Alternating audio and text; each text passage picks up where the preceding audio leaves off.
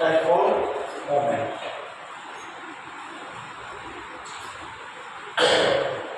मैं पिछले क्लास में बताया था कि डाइपोल होता क्या है, आखिर डाइपोल को पढ़ते क्या है, क्योंकि डाइपोल की वजह से जो इलेक्ट्रिक फील्ड आता था, याद कीजिए जब चार्जेस को अपोजिट चार्जेस बहुत छोटे डिस्टेंस पे आते थे, -q और +q, जब बहुत छोटी डिस्टेंस पे आते थे, कहने का मतलब है कि इनकी जो दूरी होती थी, मान लीजिए d डिस्टेंस है, ये बहुत स्मॉल होती थी, बहुत स्मॉल डिस्टेंस, ये वेरी स्मॉल डिस्टेंस है। ये बात आती है कि वेरी स्मॉल कितना हो सकता है, तो ये एजम्पशन की बात है। किसकी बात है? एज्यूम करते हैं छोटा और बड़ा, ये रिस्पेक्टिव टर्म कि किसके रिस्पेक्ट में आप छोटा बोल रहे हैं, किसके रिस्पेक्ट में बड़ा बोल रहे हैं। जैसे आप पढ़े होंगे HCl मॉलिक्यूल में देखे होंगे H पे डेल्टा प्लस आता है और Cl पे डेल्टा माइनस आता है, ये शेयरिंग करके बॉन्ड बनाते हैं। तो इनके ऊपर भी तो चार्ज है, अगर इनके ऊपर चार्ज है तो ये भी तो इलेक्ट्रिक फोर्स पैदा कर सकते हैं, इलेक्ट्रिक फील्ड पैदा कर सकते हैं, पोटेंशियल आ सकता है, क्योंकि कंजर्वेटिव फोर्सेस होती है ये। तो एक बात बताओ, इनकी बीच की जो दूरी होती है वो कैसी होती है? एंगस्ट्रम में होती है। ये दूरी कैसी होती है? एंगस्ट्रम में। एंगस्ट्रम बोले तो बहुत छोटा डिस्टेंस, यानी इन दोनों चार्जेस के बीच में बहुत छोटा दूरी है। अब इनकी वजह से मुझे मान लो यहाँ पे इलेक्ट्रिक फील्ड निकालना है r डिस्टेंस पे, तो जरा ध्यान से देखो, ये जो r है ना, ये बहुत बहुत बड़ा है किससे? d से। तब जब चार्ज है, दो चार्जेस अलग अलग रहते हैं तो अलग अलग नेचर शो करते हैं। जैसे कि दो चार्जेस, अगर पॉइंट चार्जेस कहीं, पॉइंट चार्जेस यहाँ है, इसकी वजह से r डिस्टेंस पर अगर इलेक्ट्रिक फील्ड चाहिए तो कितना आता था? kq/r², यानी डिनोमिनेटर में कितना आता था? r²। लेकिन जब यही चार्ज माइनस भी बताओ, r डिस्टेंस पे माइनस चार्ज की वजह से कितना इलेक्ट्रिक फील्ड होता था? इससे अवे होता था और इससे क्या होता था? रिवर्स होता था। वैल्यू तो वही आता था kq/r²। लेकिन ध्यान से देखिए, ये डायरेक्शन किधर है? इधर, टुवर्ड द चार्ज, और ये अवे फ्रॉम द चार्ज। लेकिन इसमें ध्यान से देखेंगे जो इलेक्ट्रिक फील्ड है वो कैसा है? इनवर्सली प्रोपोर्शनल है r²। लेकिन जब ये चार्ज पास पास आ जाते हैं, बहुत पास, तो ये अलग नेचर शो करने लगते हैं। कैसा नेचर? क्योंकि इनके वजह से जो इलेक्ट्रिक फील्ड आता है ना, वो r² पे डिपेंड ना करता है, वो किस पे डिपेंड करता है? वो डिपेंड करता है 1/r³, r³ पे डिपेंड करने लगता है, r³ पर। तभी डाइपोल को पढ़ना हमें क्या था? जरूरी था। अब डाइपोल के बारे में मैं पिछले क्लास में सब बता दिया था कि डाइपोल पढ़ते क्यों है, डाइपोल पढ़ाया क्यों जाता है, आगे डाइपोल की जरूरत क्यों पड़ी। अब हम उस डाइपोल में डाइपोल मोमेंट की बात करेंगे। किसकी बात करेंगे? डाइपोल मोमेंट की। सबसे पहले ये डाइपोल मोमेंट, या इसको इलेक्ट्रिक डाइपोल मोमेंट भी बोलते हैं, जिसको P से रिप्रेजेंट करते हैं। किससे? P से। तो हमारे पास मान लीजिए एक -q चार्ज है और एक कैसा है? +q चार्ज है। -q है, एक क्या है? +q है। इन दोनों के बीच की जो डिस्टेंस है बहुत छोटी है। कैसी है? बहुत छोटी। ये कितनी दूरी है? d distance. कितनी दूरी है? d distance. ये पढ़ाया था मैंने, पढ़ाया था आपको। बताइए कि इलेक्ट्रिक फील्ड लाइन कहाँ से निकलती है? पॉजिटिव चार्ज से निकलती है और टर्मिनेट किधर होती है? नेगेटिव में होती है। अगर मैग्नीट्यूड सेम रहा तो इक्वल नंबर ऑफ चार्ज निकलेगा, equal number of charge entry करेगा। लेकिन डाइपोल मोमेंट का जो डायरेक्शन था, मैं बताया था किधर होता था? बताइए, निगेटिव से पॉजिटिव की तरफ। किधर होता था? निगेटिव से पॉजिटिव की तरफ। डाइपोल मोमेंट का डायरेक्शन निगेटिव चार्ज से पॉजिटिव की तरफ होता था। अब डाइपोल मोमेंट का डायरेक्शन में बात करूं, डाइपोल मोमेंट होता क्या है? डाइपोल मोमेंट कैसे इसको कैलकुलेट करते हैं? डाइपोल मोमेंट की मैं बात करूं तो ये होता है आइडर चार्ज। क्या मैंने बोला? आइडर charge and separation between them. क्या बोला मैंने? Separation between them. कहने का मतलब है कि +q चार्ज है, ये -q चार्ज है, ये +q चार्ज है। इनका डाइपोल मोमेंट क्या होगा? तो इनका डाइपोल मोमेंट अगर मैं निकालना चाहूँ तो आइदर चार्ज, कोई एक चार्ज ले लो, चार्ज ले लिया, और इनके बीच की सेपरेशन ले लीजिए। अब बताइए, ये एक वेक्टर क्वांटिटी है, इसका डायरेक्शन होगा कि नहीं होगा? होगा। तो डाइपोल मोमेंट का डायरेक्शन किधर होता है? From negative to positive charge. कैसा होता है? डायरेक्शन किधर होता है? बताइए, नेगेटिव टू पॉजिटिव चार्ज। ये तो एक तरीका हो गया। क्या हो गया? एक तरीका हो गया बताने का। ये मेथड फर्स्ट हो गया। लेकिन इस मेथड से अगर हम जाएंगे तो जो अच्छे क्वेश्चन होते हैं उसमें गड़बड़ आ जाता है। क्या आ जाता है? गड़बड़ी आ जाती है। अब होती है कि ये कैसा क्वांटिटी है, तो ध्यान से देखिए, it is vector quantity, it is vector quantity. कैसा क्वांटिटी है? It is vector quantity. ऐसा यूनिट की बात कर रहे तो ऐसा यूनिट क्या हो जाएगा? बताइए, इसका यूनिट क्या हो जाएगा? चार्ज का क्या होता है? कूलम, और डिस्टेंस का क्या होता है? मीटर। कूलम की डायमेंशन की बात करूं तो क्या हो जाएगा डायमेंशन? बताइए, चार्ज की डायमेंशन क्या होता है? 80, और मीटर का क्या होता है? डायमेंशन आता है ना चार्ज का। करंट क्या होता है? Q upon T। तो Q वहां से निकालिए, करंट क्या होता है? dQ upon dt। पहले बता चुका हूं ना, करंट क्या होता है? dQ upon dt। और यहाँ से मैं dQ निकालना चाहूँ तो करंट का क्या हो जाता है? एम्पियर, और इसका क्या हो जाता है? T 80। तो वही 80 चार्ज का यूनिट क्या है? 80, और मीटर का तो L से रिप्रेजेंट करते हैं। ये कहानी है इसमें। लेकिन हम जो डाइपोल मोमेंट करना सिखाएंगे, अब बात आती है कि डाइपोल मोमेंट हम जो करना सिखाएंगे वो अलग मेथड से करेंगे। अब हेडिंग लगाइए, कैलकुलेशन ऑफ डाइपोल मोमेंट। कैसा मोमेंट? Dipole moment. आखिर कैलकुलेशन कैसा है? Calculation of dipole moment. Dipole moments of calculate अगले स्लाइड पे इसको ले लेना है, इसी में छोटा करके रहा इतना तो लिख ही दिए होंगे। Calculation of dipole moment. देखिए, डाइपोल मोमेंट का कैलकुलेशन पहले तो मैं बता दिया कि क्या था, आइदर चार्ज और सेपरेशन बिटवीन चार्ज, तो डाइपोल मोमेंट कैलकुलेट हो जाएगा। लेकिन वो नॉर्मल केस के लिए, किसके लिए? नॉर्मल केस के लिए। कुछ ऐसा क्वेश्चन बताऊंगा जिसमें उसको लागू करोगे तो उसमें बहुत सारी पॉसिबिलिटी आ जाती है। कैसे? ये तरीका से आप जाइएगा, जिस तरीका से हम बता रहे हैं कैलकुलेशन ऑफ डाइपोल मोमेंट, जिस तरीका से बता रहे हैं ये तरीका से आप जाइएगा तो कहीं पे दिक्कत आने वाला नहीं। अब बता दी, चलिए कैसे हम डाइपोल मोमेंट को कैलकुलेट करेंगे। तो डाइपोल मोमेंट को कैलकुलेट करने के लिए, डाइपोल मोमेंट को कैलकुलेट करने के लिए जो हम कंसेप्ट यूज करेंगे, जो हम कंसेप्ट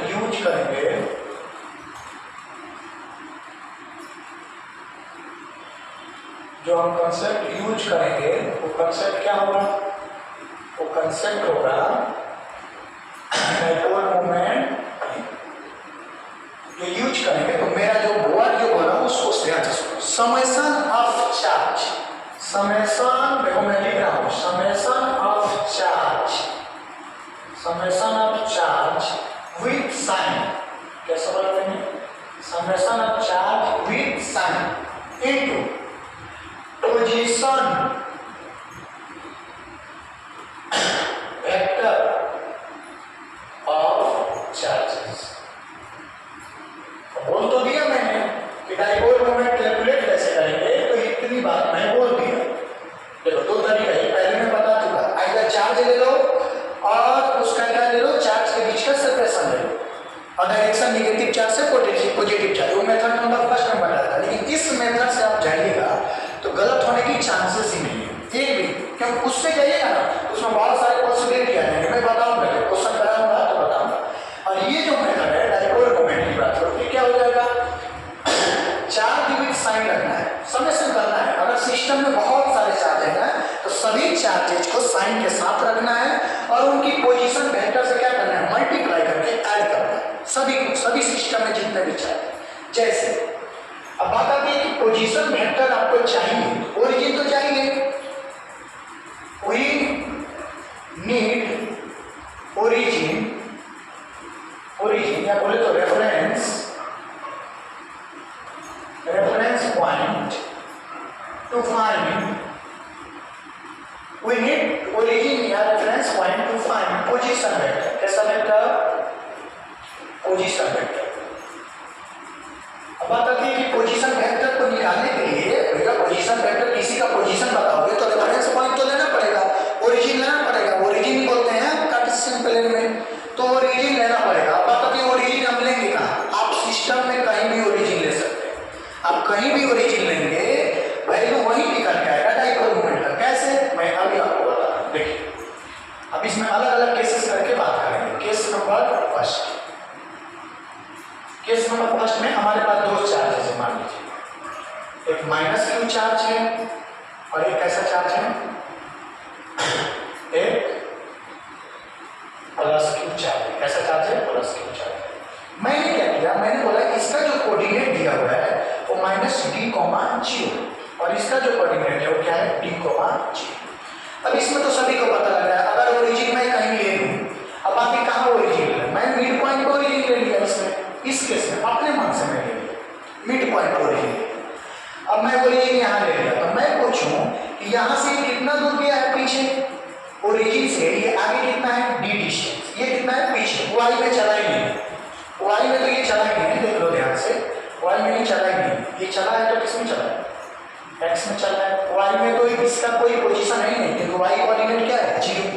अब बताइए, अभी मैं बोला कि इसका डाइपोल मोमेंट हमें कैलकुलेट करके बताना है। चलिए, डाइपोल मोमेंट मैं अभी सिखाया था कि डाइपोल मोमेंट क्या होता है? Summation of charge with sign into position vector of charge. इसका पोजीशन वेक्टर की मैं बात करूं तो क्या होगा बताइए? इसका पोजीशन वेक्टर क्या मैं ऐसे नहीं लिख सकता? ये देखो 0 तो y कोऑर्डिनेट है, तो यानी इसका मतलब वेक्टर फॉर्म में लिखेंगे तो 0 j तक लिखने की कोई जरूरत ही नहीं है। ये जो है किधर चला है? x में चला है, d डिस्टेंस, तो क्या लिखेंगे? d i cap. तो बताइए हमारे पास क्या था? जो कांसेप्ट है क्या है? Charge with sign. ये चार्ज कैसा है? पॉजिटिव है, तो मैंने क्या लिखा? Positive charge. ठीक है, इसका पोजीशन वेक्टर कितना है? d है, d i कैप। कोई कहता है कि यहाँ तो 0 भी दिया है तो लिख लो +0 j कैप, मल्टीप्लाई कर लो 0 नहीं आएगा, कोई टेंशन नहीं। अब बताइए, ये हो गया। आगे क्या है? समेशन। समेशन करना है सिस्टम में जितने भी चार्ज है उस चार्ज को ध्यान से देखो, चार्ज को साइन के साथ रखना है। बताइए वो कैसा चार्ज है? माइनस। कैसा चार्ज है? माइनस। अब -q चार्ज है ये वाला, और उसका जो है पोजीशन वेक्टर क्या है? d है। अब बोले वो भी d चला है, लेकिन पीछे चला है, लेकिन किधर चला है? वो d -i कैप में चला है। ध्यान से देखो भैया, ये पढ़े हो ना, इसको बोलते हैं j कैप, इसको बोलते हैं i कैप प्लस में, इसको बोलते हैं -i कैप, इसको बोलते हैं -j कैप। अगर पार्टिकल प्लेन में है तो, अगर पार्टिकल स्पेस में होगा तो इसमें 3 कोऑर्डिनेट आ जाएंगे, j भी आ जाएगा। तो अब जरा ध्यान से देखिए, जो डाइपोल मोमेंट निकल के आएगा उसको ध्यान से देखिए, ये कितना आ गया? q d i cap, minus minus क्या हो जाएगा? Plus q d i cap. तो ध्यान से देखो ये कितना आ गया? 2qd plus i cap. कैसा है? क्या प्लस i कैप। देखो डायरेक्शन के साथ आंसर आया, यानी डाइपोल मोमेंट की वैल्यू कितनी आई? 2qd plus i cap. किधर है? i cap plus i cap. यानी ध्यान से देखो, प्लस i कैप क्या होता है? यही तो होता है प्लस i कैप, यही तो है plus i cap. Dipole moment ऐसे है, और आना भी चाहिए ऐसे। पिछला स्लाइड में मैं बताया था अभी तुरंत कि डाइपोल मोमेंट का डायरेक्शन किधर होता है? बताओ, नेगेटिव चार्ज से पॉजिटिव चार्ज। अगर आपको उससे नहीं बनाना है, पिछले वाले कांसेप्ट से बनाना है, आइडर चार्ज और सेपरेशन बिटवीन है, तो बना लो। देखो आइडर चार्ज, कोई एक चार्ज ले लो, दोनों चार्ज के बीच का सेपरेशन कितना है? 2d। कितना है? 2d। तो q × 2d कर दो, यही निकल के आएगा।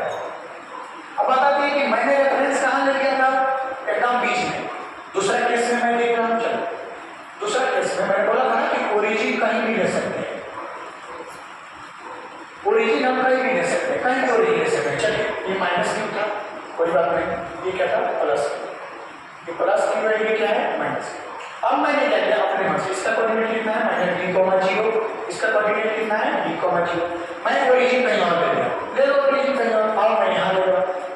कोई बोलेगा कि यहाँ क्यों नहीं लिए? ले लो यार, कोई दिक्कत नहीं है, आंसर उससे ना आया। देखो मैंने ये ओरिजिन ले लिया, ये क्या हो गया? 0,0। अब मैं पूछूं कि इस ओरिजिन के रेस्पेक्ट में इसका पोजीशन क्या है? 0,0, क्योंकि ये 0,0 पे। इसका पोजीशन क्या है? 0,0। इसका पोजीशन कितना है? ध्यान से देखो, ओरिजिन के रेस्पेक्ट में ओरिजिन से कितना दूरी पे है? -d से फिर 0 जाओगे, फिर d जाओगे, यानी ये कितना पे है? 2d किधर? i कैप, और प्लस में 0 j कैप। तो लिखने की जरूरत नहीं है। अभी बताओ, डाइपोल मोमेंट वही लिखेंगे, फार्मूला वही लगाएंगे, charge with sign, -q sign के साथ, और पोजीशन वेक्टर इसका कितना होगा? 0,0, 0 i cap plus 0 j cap. क्या लिखा? 0 i cap 0 j cap plus, क्योंकि समेशन था, देखो plus charge with sign into position vector बताओ 2d i cap plus 0 j cap. 2d i cap plus 0 j cap.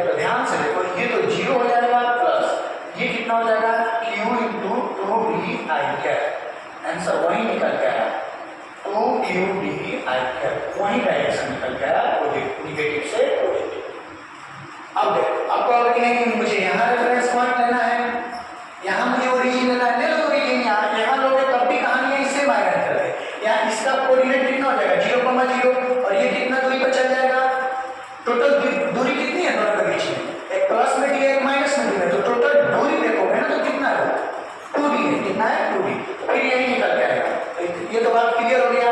तो हम क्या लिख सकते हैं, नोट डाल के लिख सकते हैं, we can take origin at any point in the charge system,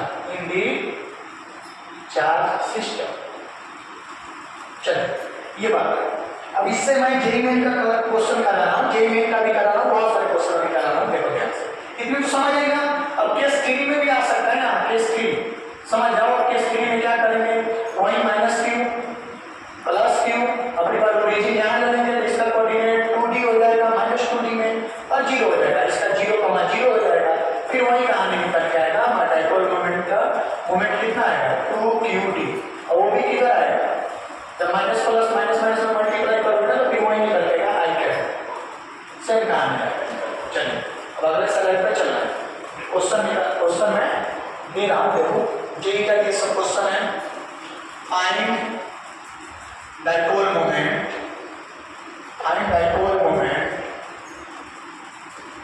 for the following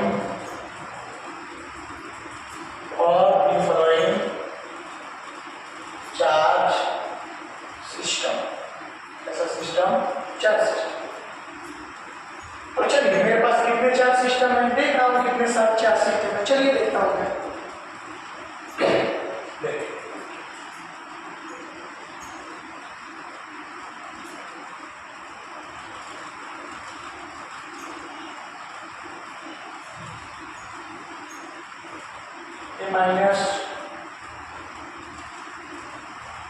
minus 2 के मान ये कितना है,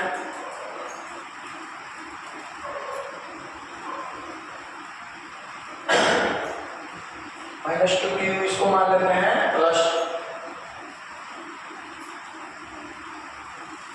-2q, इसको भी मान लीजिए, ये हो गया, मान लीजिए प्लस 2q, ये हो गया प्लस 2q, चलिए प्लस सबका कोऑर्डिनेट दिया हुआ है, मान लीजिए इसका कोऑर्डिनेट है d, 0, इसका कोऑर्डिनेट है -d, 0, इसका कोऑर्डिनेट है 0, d, इसका कोऑर्डिनेट है 0, -d, ठीक है। अब बताइए डाइपोल मोमेंट कैलकुलेट करने के लिए उसमें एक बात मैं छोड़ दिया, जो स्टेप फर्स्ट है, क्या है स्टेप फर्स्ट है, sum of total charge, पिछले स्लाइड में छूट गया था ये बात, sum of total charge of the system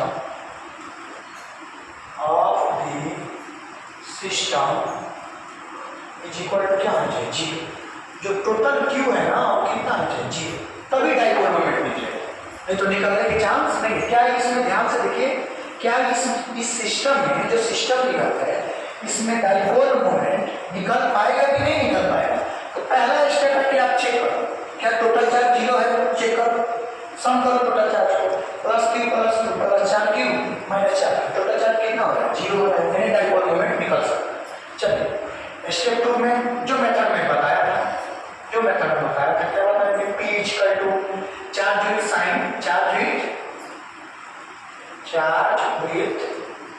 sign, और इंटू में इसका क्या होता था चार्ज विथ साइन, और इंटू में होता था इसका पोजीशन वेक्टर, कैसा वेक्टर, पोजीशन वेक्टर। चलिए अब बात आती है कि जो फर्स्ट वाला में फॉर्मूला पढ़ा था ना, आइदर चार्ज और सेपरेशन बिटवीन है, वो यहाँ पे लगाओगे ना तो गड़बड़ हो जाएगा, उससे भी आंसर आएगा, लेकिन यहाँ पे कंडीशन देखो, अगर उससे पूछो तो देखो डाइपोल का कहानी क्या होगा, देखो कितना डाइपोल इसमें बन सकता है, ये -q प्लस 2, देखिए डाइपोल बन जाएगा, प्लस 2q माइनस 2q,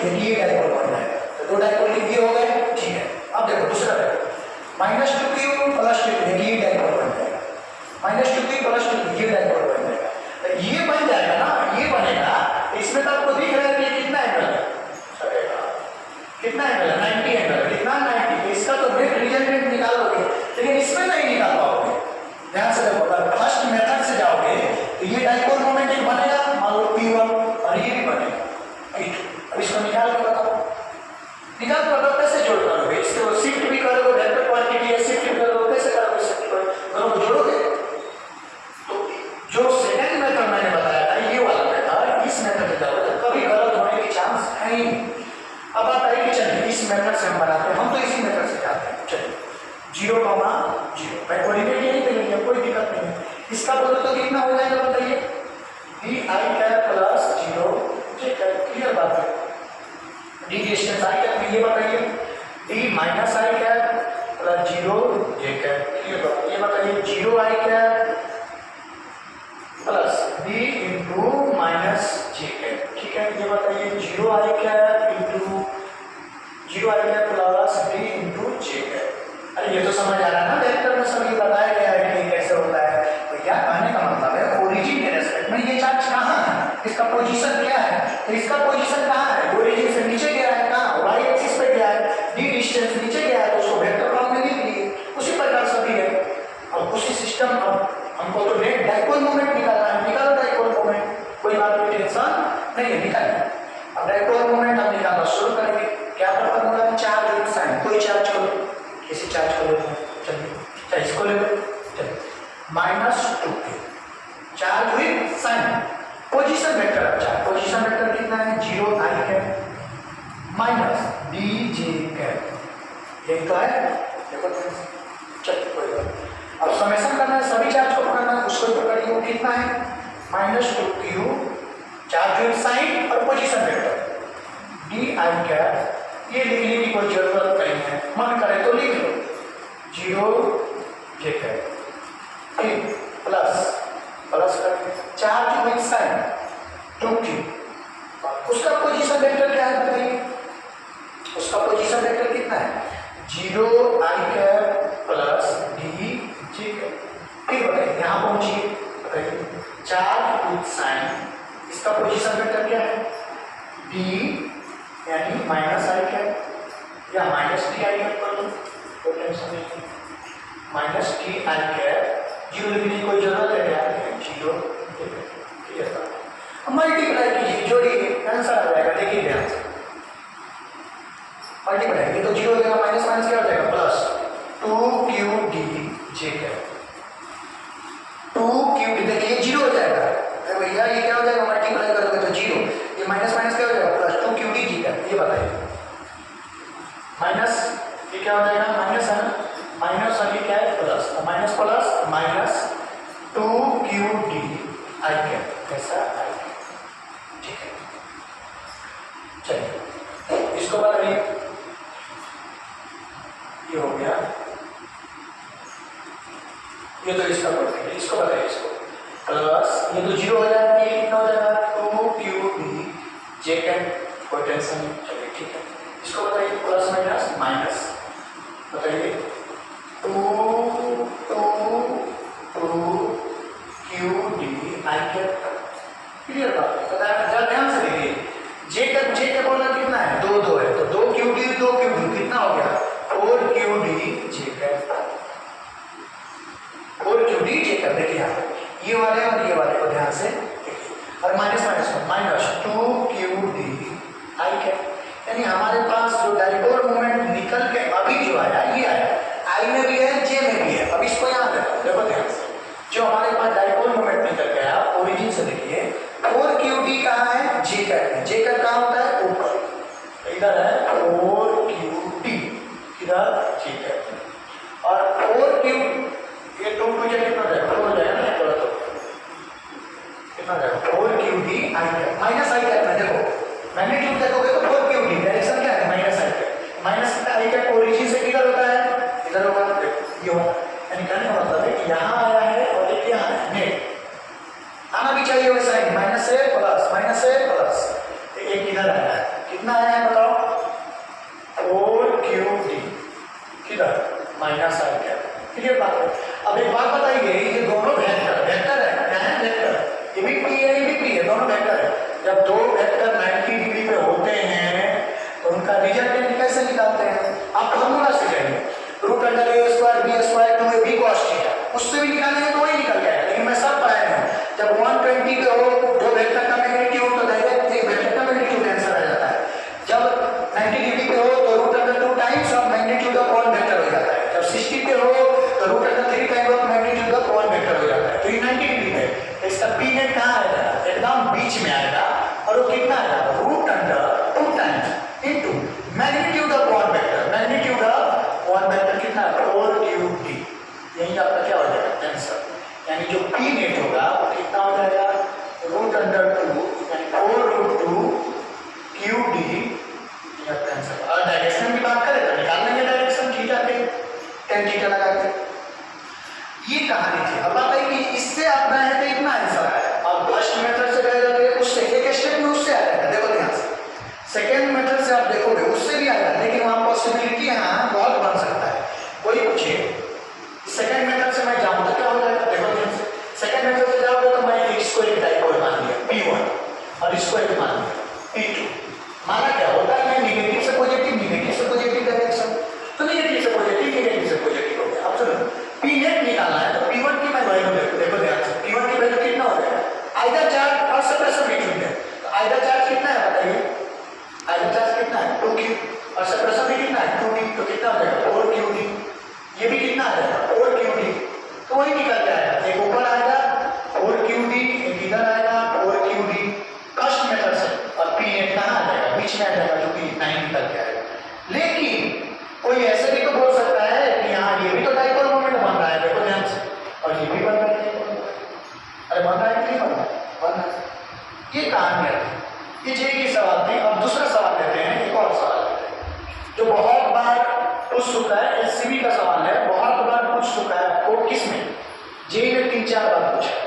आइए उसके बारे में बात करते हैं। मैंने एक्सिस सिस्टम ले लिया, क्या ले लिया, एक्सिस सिस्टम।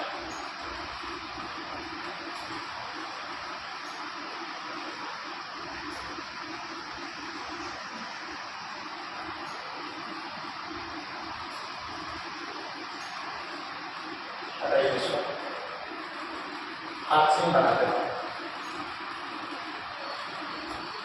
इक्विलेटरल ट्रायंगल है। कैसा ट्रायंगल है, ये वाई एक्सिस है, ये एक्स एक्सिस है, सबका लेंथ जो है एल है। इक्विलेटरल में तो लेंथ एल ही होता है, और थीटा कितना होता है वो आपको पता है। अगर ध्यान से देखिए, यहाँ -2q कितना है, -2 इस कॉर्नर में, और इस कॉर्नर पे +q है, और इस पर भी +q है। क्या डाइपोल मोमेंट निकलेगा, कि पूछा नहीं था कि डाइपोल मोमेंट आप निकाल के बताओ। तो भैया डाइपोल मोमेंट निकालने के लिए तो सबसे पहले आप summation of total charge system में कीजिएगा। देखिए -2q +q +q कीजिए, कितना हो जाएगा, 0 हो जाएगा। यानी इसका मतलब है कि इसको बोलते हैं ना मोनोपोल्स बोलते हैं, क्या बोलते हैं, मोनोपोल्स। मोनोपोल्स इसका 0 हो रहा है, क्या हो रहा है, 0। इसका मतलब है कि सिस्टम में क्या है, डाइपोल मोमेंट निकल सकता है। अगर मान लीजिए आप 3q रहा -3q, डाइपोल मोमेंट नहीं निकलता, नहीं निकलता। अब निकालेंगे तो ध्यान से देखिए, मैं उसी तरीके से चलूंगा, कोई टेंशन नहीं, मैं तो अपना मेथड से चलूंगा। इसका मैं कोऑर्डिनेट बोलूँ तो एक्स में कितना चला है, एल चला है, वाई में कितना चला है, 0। ओरिजिन मैं यही लिया 0,0। इसका कोऑर्डिनेट लिख के बताओ। तो जरा ध्यान से देखो, ये कौन सा है, इक्विलेटरल ट्रायंगल है, सभी एंगल कितना होगा 60। कई तरीका से इसको लिख सकते हो। अगर इसको बता दें ये एल्टीट्यूड हो जाएगा, तो ये आधा पे होता है L/2, यानी वाई में कितना चला है, वाई में इतना डिस्टेंस चला है, जो कि कितना है L/2। वैसे नहीं बनाना है, इसका कंपोनेंट तोड़ लीजिए, एक वेक्टर का एल वेक्टर का कंपोनेंट तोड़ेंगे, तो इसका जब कंपोनेंट तोड़ेंगे ना, तो 60 है, इधर कितना आ जाएगा, जिसके साथ एंगल नहीं बनाता है उधर आता है एल sin 60 आ जाएगा, और इधर आ जाएगा एल cos 60, जिसके साथ एंगल बनाना है जिस एक्सिस के साथ, एल sin 60 कितना हो जाएगा, L/2, ये वाई कोऑर्डिनेट हो जाएगा, और ये L√3/, नहीं होगा 60 कितना होता है, cos 60 कितना हो जाएगा, नहीं गड़बड़ होता है, हाँ ऊपर वाला वो गड़बड़ होता है। sin 60 कितना होता है, अरे यार sin 60 में हम बोल रहे हैं क्या, L sin 60 ये हो जाएगा, ठीक है, ये हो जाएगा sin 60 √3/2, L√3/2, ये कितना हो जाएगा L cos 60, ये कितना हो जाएगा cos 61/2 L/2। यानी कहने का मतलब है x में कितना चला है, x में चला है L/2, कितना चला है, x में चला है L/2, y में कितना चला है L√3/2। समझ आया, x में यही तो चला है, ये x में जो चार्ज का पोजीशन है यही तो है, और ये कौन है L/2 है। क्लियर बात है भाई? इसका डाइपोल मोमेंट निकालना है तो भैया इसका डाइपोल मोमेंट हम निकालेंगे वैसा ही। अगर इसमें आप दिमाग लगा तो माइनस क्यू को माइनस क्यू लिख देते, तो वो फर्स्ट वाला जो मेथड बताया था आइदर चार्ज सेपरेशन बिटवीन है, तो आइदर चार्ज एक माइनस क्यू प्लस क्यू, एक ये डाइपोल हो जाता है, ये हो जाता है फर्स्ट मेथड से। लेकिन मान लो दिमाग काम नहीं किया, कैसे हम चार्ज को तोड़े, माइनस क्यू कैसे लिखे, तो इस मेथड से आप बना दीजिएगा सिस्टम में। कैसे देखिए, डाइपोल मोमेंट निकालेंगे। पहले तो मैंने चेक किया डाइपोल मोमेंट निकलेगा कि नहीं निकलेगा, तो चेक कर लिया निकल रहा है। अब बताइए समेशन आप चार्ज, ये बताइए कि प्लस क्यू चार्ज साइन और 0,0 है, इसका तो कोई मतलब नहीं है। प्लस ये बताइए प्लस क्यू, इसका डायरेक्शन बताइए L I cap plus 0 J cap, उसका बताइए माइनस चार्ज प्लस करेंगे, फॉर्मूला तो प्लस है लेकिन चार्ज कैसा है माइनस क्यू, चार्ज साइन और position vector of charge L/2 into L/2 into I cap. ये L/2 क्या है, एक्स कोऑर्डिनेट है पहले, कितना है आई कैप प्लस L√3/2 क्या होगा, ठीक है करिए आंसर आ जाएगा। ये बताइए ये हो जाएगा 0, ये कितना हो जाएगा QL आई कैप, एक तो 0 ही हो जाएगा, प्लस ये हो जाएगा माइनस QL आई कैप। ध्यान से माइनस प्लस माइनस माइनस 2 से 2 कैंसिल हो जाएगा, QL आई कैप हो जाएगा। ये बताइए plus minus minus plus minus plus minus minus 2QL√3/2, ये तो खत्म ही हो गया, इससे ये कट गया, यानी आंसर कितना है 2QL√3, यानी 2 से 2 कट गया, यानी ये आया आंसर QL√3 जे कैप। कैसा है जे कैप, जे कैप कैसे माइनस में जे कैप, ये आपका डाइपोल मोमेंट निकल गया। अब ये डाइपोल मोमेंट को ये तो ये तरीका जो सेकेंड वाला मैंने बताया, इस तरीका से जाओगे तो कभी गड़बड़ होने का चांस ही नहीं है। डायरेक्शन के साथ डाइपोल मोमेंट आया है, नीचे आया एकदम, डायरेक्शन के साथ नीचे आया, माइनस जे में आया ना तो नीचे आया डाइपोल नीचे की तरफ। अगर आप ध्यान से देखो मैं वैसे जाता फर्स्ट मेथड से मैं जाता तो क्या लिखता एंगल है, ठीक है, इसको माइनस क्यू बताइए, इधर हो जाता है P, एक इधर हो जाता है P, क्लियर बात है। लेंथ कितना है L, इक्विलेटरल ट्रायंगल का एंगल कितना है 60, तो P में हमको निकालना है, तो अगर दो वेक्टर मैग्नीट्यूड सेम है, मैग्नीट्यूड क्या है सेम है और डायरेक्ट एंगल कितना है 60, तो √3 time of magnitude upon vector होता है।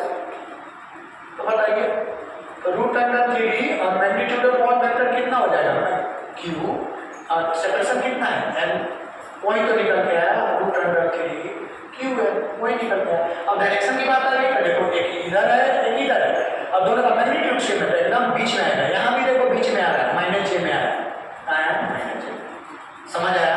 ये जे में 4 बार पूछ चुका है ये क्वेश्चन, और इस सीबी में भी क्वेश्चन है, ठीक है। All the best.